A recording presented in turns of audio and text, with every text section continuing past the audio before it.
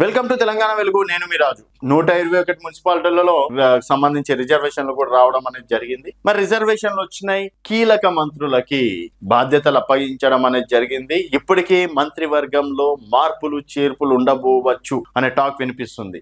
So రేపు మార్చ్లో are ఏప్రిల్లో మంత్రివర్గంలో కొన్ని కీలక మార్పులు జరిగే అవకాశం ఉన్నాయని చెప్పేసి చెప్తున్నారు. దాదాపు ఇంకా ఇద్దరికి మంత్రి పదవులు ఖాళీగా ఉన్నాయి. మొత్తం 3 మంత్రి పదవులు ఖాళీగా ఉంటే అజరుద్దీన్ గారికి మొన్న జూబ్లీహిల్స్ ఎన్నికల్లో మంత్రిగా అవకాశం ఇచ్చారు. ఇంకా 2 ఖాళీగా ఉన్నాయి కాబట్టి అండ్ ఇప్పుడు ఉన్నటువంటి మంత్రుల్లోనే కొంతమందికి మార్పులు చేర్పులు చేసే అవకాశం ఉందంటున్నారు.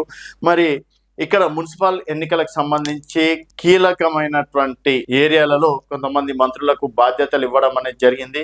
అక్కడ ఓడిన రెస్పాన్సిబిలిటీ మంత్రిదే, గెలిచిన రెస్పాన్సిబిలిటీ మంత్రిదే. సో ఈ మున్సిపల్ ఎలక్షన్స్ లో త్రిముఖ పోరు డెఫినెట్ గా ఉండే అవకాశం ఉంటుంది.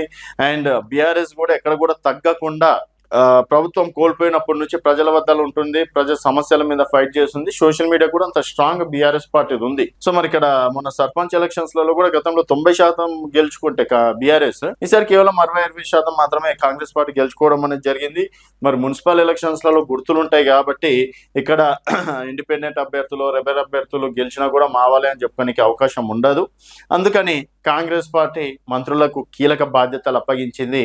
సో ఒకవేళ వాళ్ళకు అప్పగించినటువంటి బాధ్యతల్లో ఫలితాలు తారుమారైతే మంత్రి పదవి గండం తప్పదు అని చెప్పేసి కొంతమంది చెప్తున్నటువంటి మాట. మరి మున్సిపల్ ఎలక్షన్స్లలో ఎవరు కొత్త మంత్రిగా అవకాశం తీసుకుంటారో, ఎవరు మాజీ మంత్రులు అవుతారో అనేది చూడాల్సిన విషయం. చూస్తూనే ఉండండి తెలంగాణ వెలుగు.